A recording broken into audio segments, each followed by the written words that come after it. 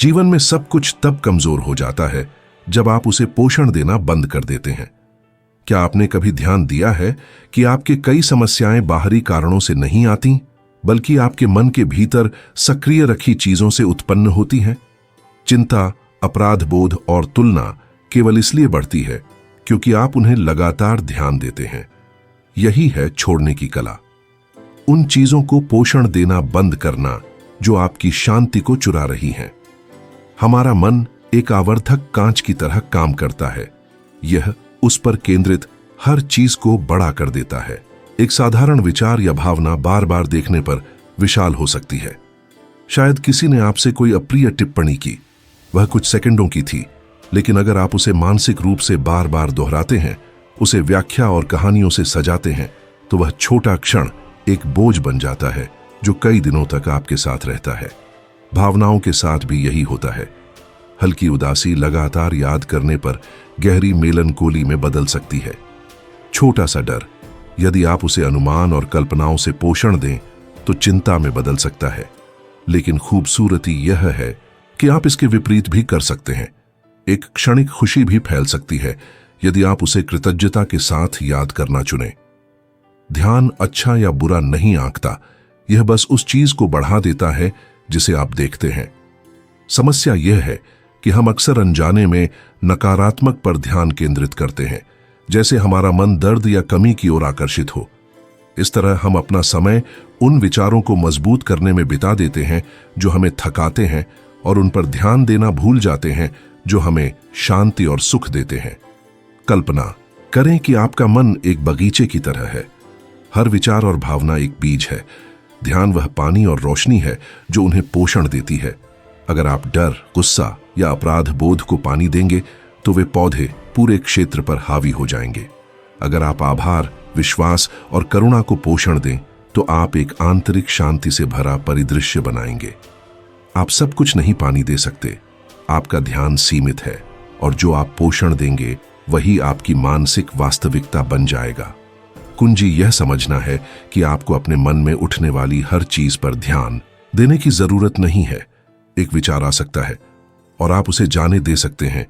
एक भावना आपके माध्यम से गुजर सकती है और आप उसे नाटक में बदलने के बिना फीकी होने दे सकते हैं।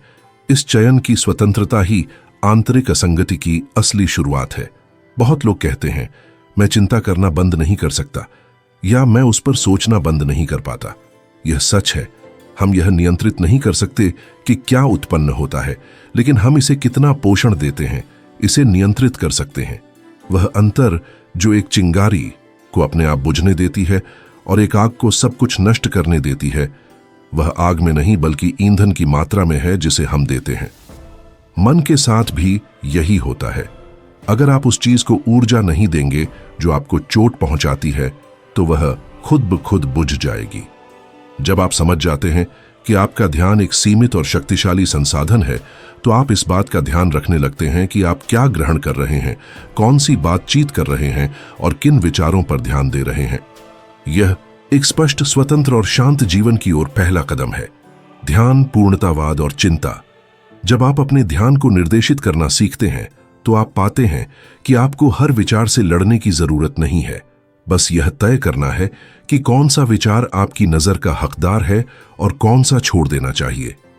समय के साथ यह चयन आपका जीवन बदल देता है।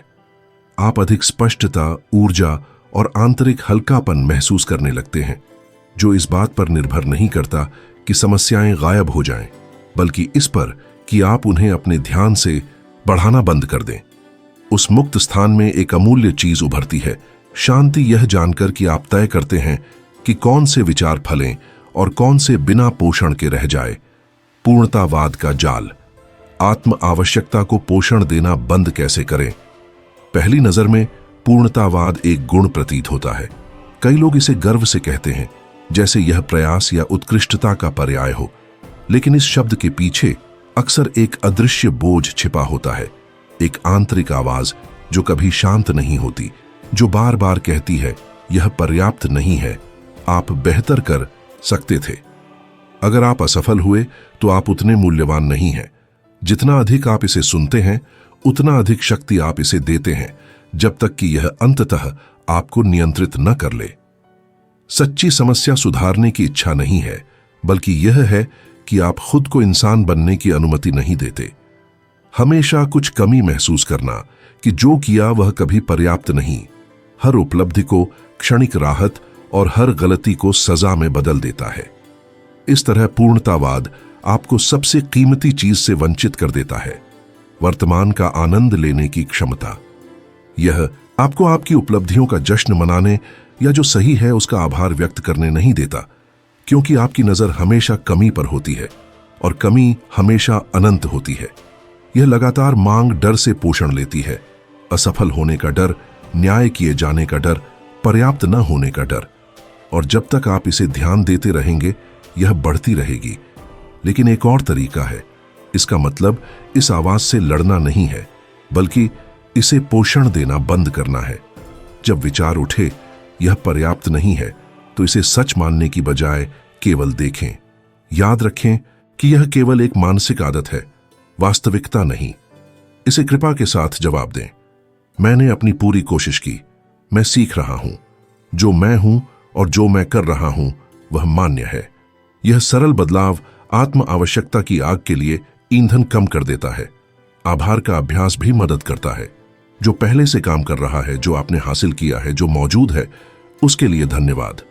तब आपका ध्यान कमी के चारों ओर घूमना बंद कर देता है और प्रचुरता पर केंद्रित हो जाता है। इस तरह पूर्णतावाद की शक्ति घट जाती है, क्योंकि अब इसे आपका ध्यान पोषण नहीं देता। यह सुधार को छोड़ने या कम में संतुष्ट होने के बारे में नहीं है। यह असंगत को मार्ग का हिस्सा स्वीकार करने के बारे में है।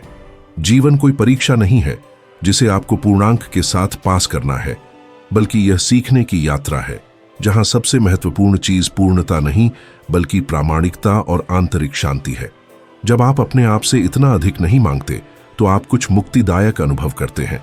आप गलत हो सकते हैं, बिना पराजित महसूस किए, बिना अपराध बोध के आराम कर सकते हैं और प्रक्रिया का आनंद लेते हुए आगे बढ़ सकते हैं।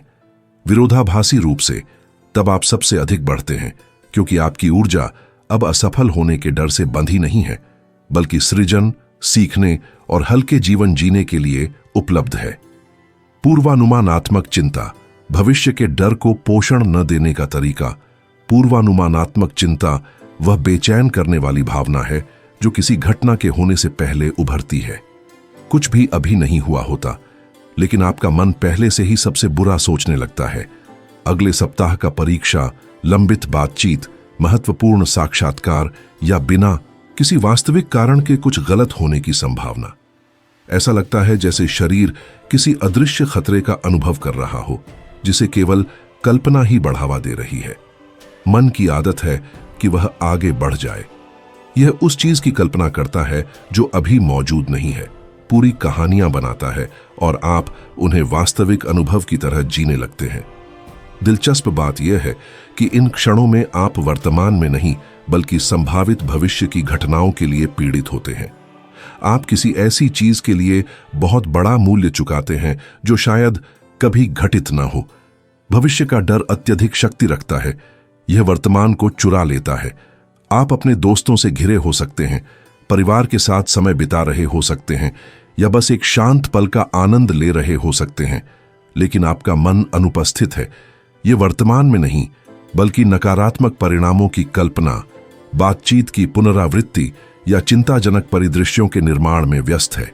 और जितना अधिक समय आप उस मानसिक फिल्म में रहते हैं, उतनी ही आपकी चिंता बढ़ती है। आप अनजाने में इसे अपने ध्यान, ऊर्जा और यहां तक कि विश्वास से पोषण देते हैं। कई लोग मानते हैं कि चिंता करना खुद की रक्षा करने का तरीका है, कि हर विवरण का अनुमान लगाना या सभी संभावनाओं की कल्पना करना उन्हें आने वाली घटनाओं के लिए बेहतर तैयार करता है। लेकिन वास्तव में इसके विपरीत होता है। आप समय से पहले ही थक जाते हैं। यह हर दिन मानसिक मैराथन दौड़ने जैसा है और वास्तविक क्षण पर बिना शक्ति के पहुंचने जैसा है। पूर्वानुमानात्मक चिंता आपको तैयार नहीं करती बल्कि थका देती है। और सबसे विडंबनापूर्ण बात यह है कि आप जो अधिकतर डर कल्पना करते हैं वे कभी वास्तविक नहीं होते, लेकिन आपका शरीर और मन उन्हें घटित हुए मानकर ही पीड़ित होते हैं। तनाव, अनिद्रा, आंतरिक विवाद, यह सब केवल आपके मन की कल्पना के कारण। चिंता की जड़ घटनाओं में नहीं, बल्कि अनुमान में है। इस चक्र को कैसे तोड़ा जाए? पहला कदम है इसे पहचानना। जब आप महसूस करें कि आपका मन अगर दोहराने लग रहा है, तो बस इसे नाम दें। यह पूर्वानुमानात्मक चिंता है। अपनी भावना को नाम देना आपको शक्ति वापस देता है, क्योंकि आप विचार को वास्तविकता से अलग कर देते हैं। फिर अपना ध्यान वर्तमान में लाएं। अपने आप से पूछें, अभी क्या हो रहा है? अधिकतर मामलों में इस पल में जो घट रहा है वह उतना गंभीर नहीं है जितना आपका मन कल्पना करता है। शायद आप बस बैठे हैं, सांस ले रहे हैं, सुन रहे हैं, और कोई वास्तविक खतरा नहीं है। सचेत सांस लेना एक बड़ा सहायक है। चिंता शरीर की गति बढ़ा देती है, लेकिन धीरे और गहरी सांसें तंत्रिका तंत्र को विपरीत संदेश भेजती हैं। यहां कोई खतरा नहीं है, मैं शांत रह सकता हूं।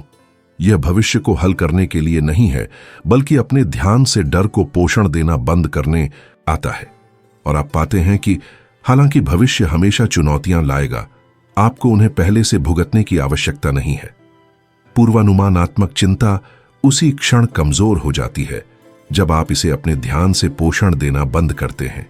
लगातार तुलना। ईर्ष्या को पोषण न देने का तरीका दूसरों से तुलना करना मन की सबसे आम आदतों में से एक है, और साथ ही सबसे विनाशकारी भी। हम इसे लगभग अनजाने में करते हैं। हम दूसरों की उपलब्धियों, रूप या जीवन को देखते हैं और बिना सोचे खुद को उस छवि से मापना शुरू कर देते हैं। समस्या के लिए है। और सबसे महत्वपूर्ण, याद रखें, आप आने वाले हर चीज को नियंत्रित नहीं कर सकते। भविष्य हमेशा अनिश्चितता लाएगा, और यह ठीक है। चिंता को पोषण न देना मतलब लापरवाह होना नहीं है, बल्कि आवश्यक तैयारी करना, और जो आप नियंत्रित नहीं कर सकते उसे छोड़ना है। एक ही चीज को दो बार मत जियो, एक बार अपने मन में और एक बार वास्तविकता में। जब आप ऐसा जीना सीखते हैं तो आप ऊर्जा वापस पाते हैं, क्योंकि आप समय से पहले थकते नहीं। आप उपस्थिति वापस पाते हैं, क्योंकि आपका मन यहां और अब में लौट दूसरों को देखने में नहीं है, बल्कि उस निरीक्षण को अपने खिलाफ न्याय में बदलने में है। हर बार जब आप ऐसा करते हैं, आप ईर्ष्या को पोषण देते हैं और अपने आत्मविश्वास को कमजोर करते हैं। तुलना हमें एक अमूल्य चीज चुरा लेती है, अपनी खुद की जिंदगी का आनंद लेने की क्षमता। जब आप ध्यान केंद्रित करते हैं कि दूसरे के पास क्या है, आप यह देखने में असमर्थ हो जाते हैं कि आपके पास पहले से क्या मौजूद है। अगर कोई सफलता प्राप्त करता है तो खुश होने के बजाय आपको लगता है कि आपकी जिंदगी सिकुड़ रही है। अगर कोई सुखी पल दिखाता है तो प्रेरित होने के बजाय आप सोचते हैं कि आपका दिन उतना मूल्यवान नहीं है, और इस तरह धीरे धीरे आप अपने रास्ते से कट जाते हैं, दूसरों की जीवन की कल्पना में फंसे रहते हैं। सोशल मीडिया ने इस चक्र को और तेज कर दिया है। हम दूसरों के जीवन के संपादित, फिल्टर किए और सावधानीपूर्वक चयनित संस्करण देखते हैं और अपनी असली जिंदगी से तुलना करते हैं, अपनी गलतियों, संदेहों और कठिन दिनों के साथ। यह एक अन्यायपूर्ण तुलना है, क्योंकि हम अपनी सबसे मानव रूप को किसी की सबसे आदर्श छवि के साथ मुकाबला कर रहे हैं।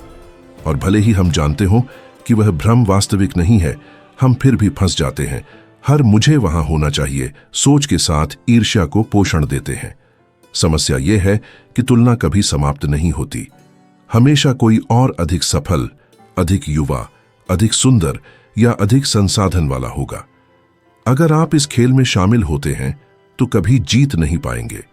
हमेशा कोई न कोई कारण होगा खुद को कम समझने का, एक नया असंभव मानक जो आपको यह विश्वास दिलाता है कि आप पर्याप्त नहीं हैं।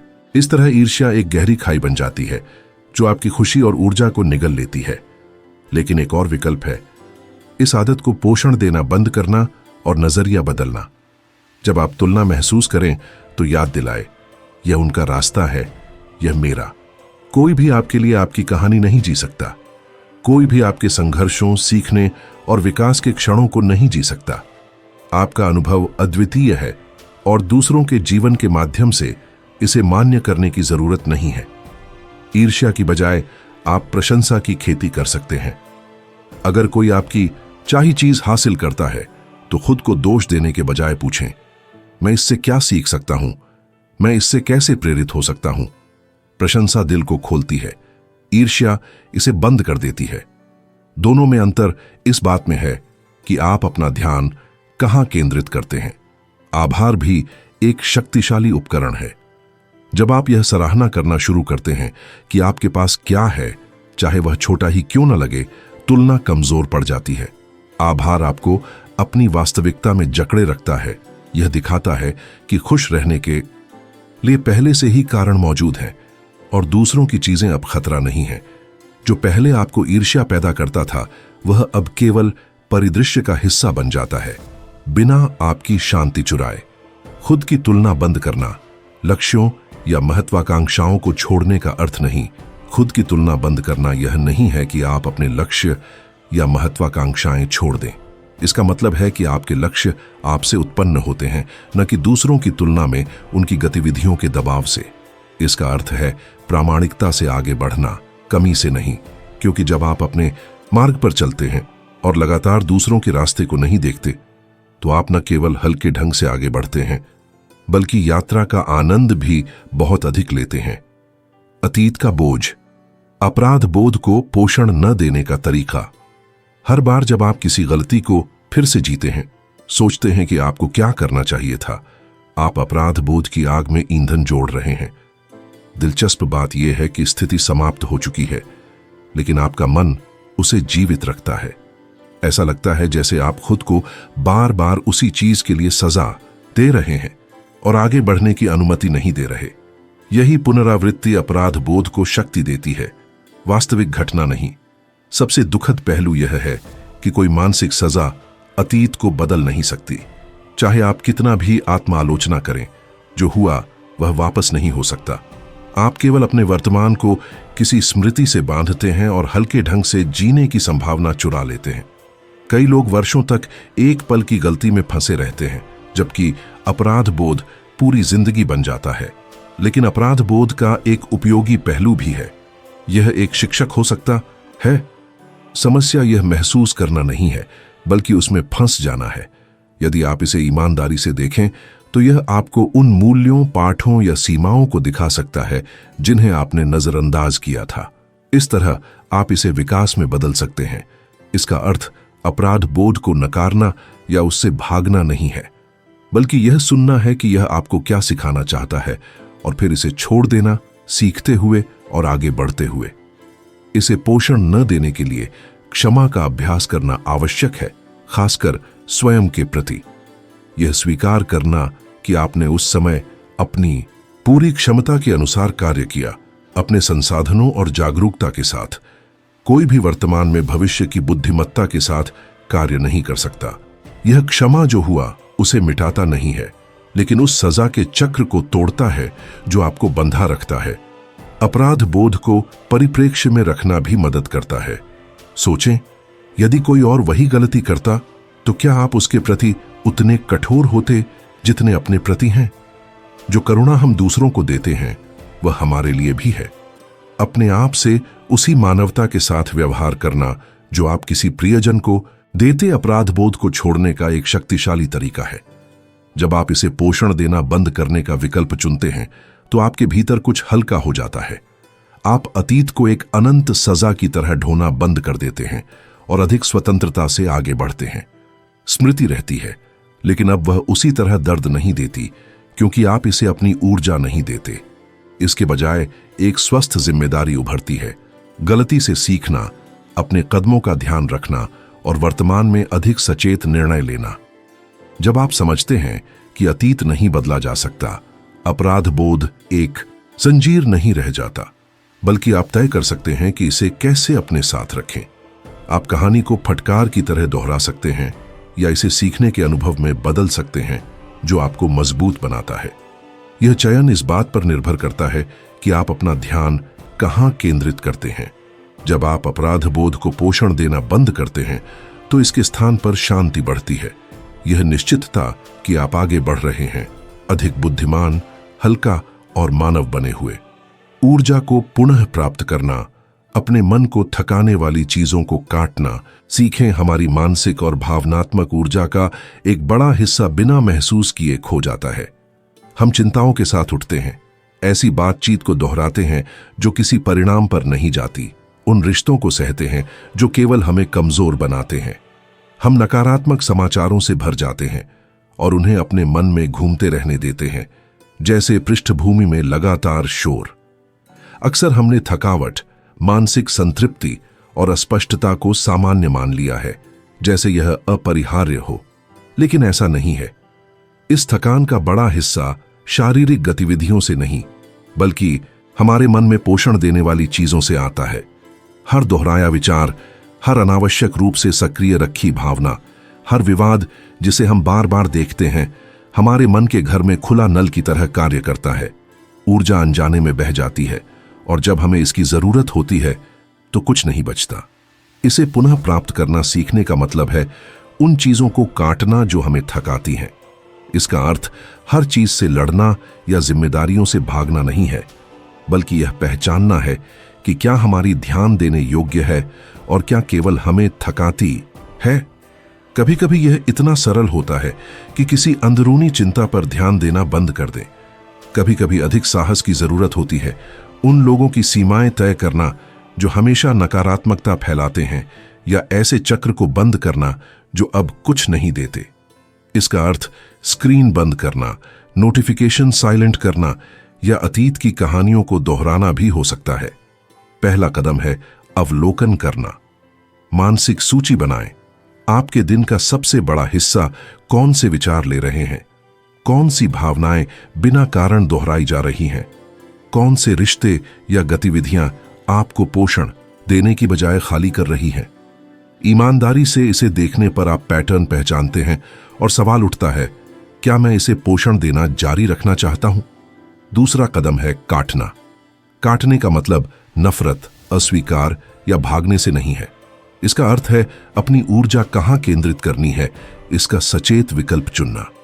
यह इतना सरल हो सकता है कि कहें, आज मैं इस चिंता पर ध्यान नहीं दूंगा क्योंकि यह मुझे कहीं नहीं ले जाती। या किसी ऐसे व्यक्ति के साथ समय कम करना जो केवल आपको थकाता है, प्यार की कमी के कारण नहीं, बल्कि अपने संतुलन की रक्षा के लिए। हर कटाव आपके प्रति एक देखभाल का कार्य है और सबसे शक्तिशाली तब होता है जब आप ऊर्जा वापस पाते हैं जिसकी आपको पता भी नहीं था। यह ऐसा है जैसे आपकी जेब में रखे पत्थर अचानक गिरा दिए गए हों। आप हल्का महसूस करते हैं, स्पष्टता और आंतरिक स्थान के साथ। यह पुनः प्राप्त ऊर्जा उन चीजों की ओर निर्देशित की जा सकती है जो वास्तव में महत्वपूर्ण है। आपके प्रोजेक्ट, स्वस्थ रिश्ते, आपकी रचनात्मकता और आपका कल्याण। अक्सर हम सोचते हैं कि हमें अधिक प्रेरणा या अनुशासन की आवश्यकता है, जबकि वास्तव में हमें कम बर्बादी की जरूरत है। इसका मतलब और चीजें जोड़ना नहीं है, बल्कि जो थकाता है उसे पोषण देना बंद करना है।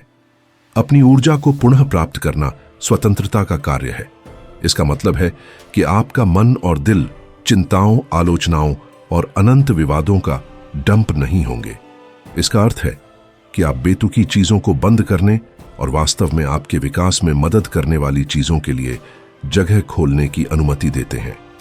जब आप ऐसा जीते हैं तो आप न केवल अधिक मजबूत महसूस करते हैं, बल्कि अपने जीवन के अधिक मालिक भी महसूस करते हैं।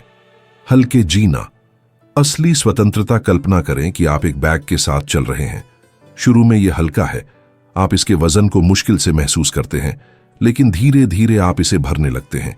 एक दुख भरा याद, एक विवाद जिसे आपने छोड़ा नहीं, एक लगातार डर, किसी की राय जिसने आपको चोट पहुंचाई, एक अन्यायपूर्ण तुलना जिसे आप रोज दोहराते हैं। हर विचार और भावना जिसे आप पोषण देने का निर्णय लेते हैं, वह उस बैग में डाली गई एक पत्थर की तरह है। और एक समय आता है जब बिना महसूस किए आपकी चाल भारी, धीमी और थकाऊ हो जाती है। असल स्वतंत्रता का अर्थ है उस बैग में और पत्थर नहीं डालना। हल्का जीना मतलब है जो आपको चोट पहुंचाता है उसे काटना, अपनी ऊर्जा को मुक्त करना और स्पष्टता, जगह और शांति के साथ चलना। यही शक्ति है अपने ध्यान को सचेत रूप से तय करने की कि किसे देना है और किसे नहीं। हल्का जीना, मन के पत्थरों को छोड़ना। दिलचस्प बात यह है कि हमारे बैग में बहुत से पत्थर वर्तमान में मौजूद नहीं हैं। वे केवल इसलिए हैं क्योंकि हम उन्हें अपने मन में रखते हैं। हल्का जीना यह सीखने का मतलब है कि उन्हें छोड़ दें, न कि इसलिए कि समस्याएं गायब हो जाएं, बल्कि इसलिए कि आप उन्हें और पोषण देने का निर्णय नहीं लेते। जीवन हमेशा चुनौतियां, नुकसान, गलतियां, अनिश्चितताएं और तीव्र भावनाएं लाएगा। इसे टाला नहीं जा सकता, लेकिन निरंतर बोझ के नीचे दबे रहने और आंतरिक स्थान के साथ चलने के बीच का अंतर इस बात में है कि आप उन्हें कैसे संभालते हैं। एक क्षण के लिए दुख महसूस करना और इसे गुजर जाने देना अलग है, इसे रोज रोज दोहराना अलग है। थोड़ी देर गुस्सा होना और उसे स्पष्ट रूप से व्यक्त करना अलग है। वर्षों तक वैर की आग बनाए रखना अलग है। बोझ वही नहीं जो होता है, बल्कि वही है जिसे आप पोषण देना जारी रखते हैं। कई लोग सोचते हैं कि हल्का जीना मतलब सतही होना, सब कुछ की परवाह न करना या समस्याओं से आंखें मूंद लेना है। असल में यह इसका विपरीत है। यह इतना उपस्थित और जागरूक होना है कि आपको केवल आवश्यक से अधिक बोझ उठाने की जरूरत नहीं है। यह सीखना है कि जो हो रहा है उसके साथ रहना, उसे जीना और फिर उसे जाने देना बिना मानसिक जेल में बदलने के। हल्का जीना मतलब महसूस न करना नहीं है। इसका अर्थ है खुद को जंजीरों में न बांधना। एक बड़ी बाधा आ सकती है। हम विचारों, चीजों के होने के तरीके की छवियों, उन रिश्तों से चिपक जाते हैं जो अब हमें अच्छा नहीं लगते, अपने पुराने संस्करणों से जुड़े रहते हैं। जितना अधिक हम चिपकते हैं उतना अधिक हम दुखी होते हैं, क्योंकि जीवन लगातार चलता है।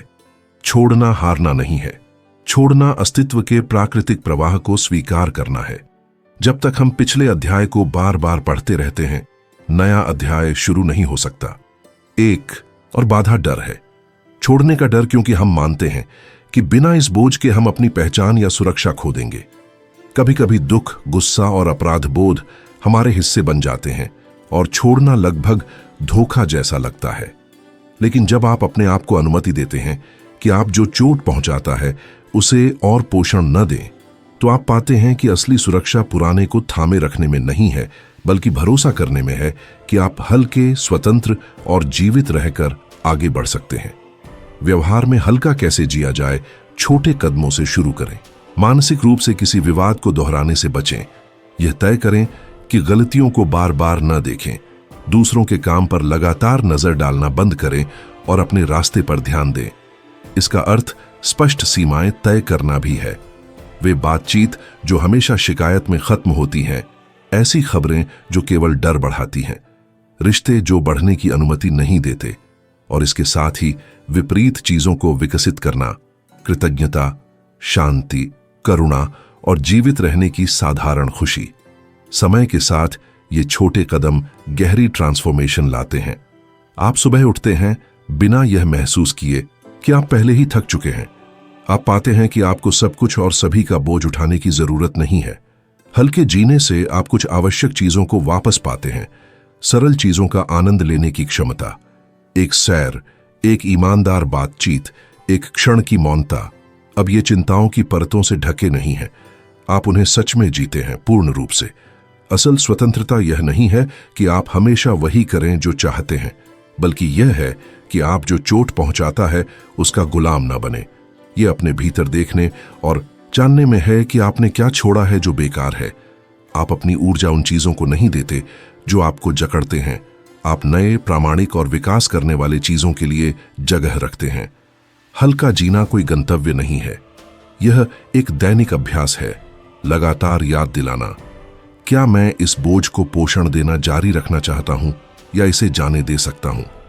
हर बार जब आप छोड़ने का निर्णय लेते हैं, हर बार जब आप अनावश्यक बोझ को पोषण देना बंद करते हैं, आप उस हल्केपन की ओर बढ़ते हैं जो केवल आपके ध्यान को संभालने की क्षमता पर निर्भर करता है। जो आपको चोट पहुंचाता है उसे पोषण न देना सीखने का यह उपहार है। बैग में कम पत्थर, दिल में अधिक जगह, मन में अधिक ऊर्जा और यह निश्चितता कि हर दिन आप हल्का चल सकते हैं।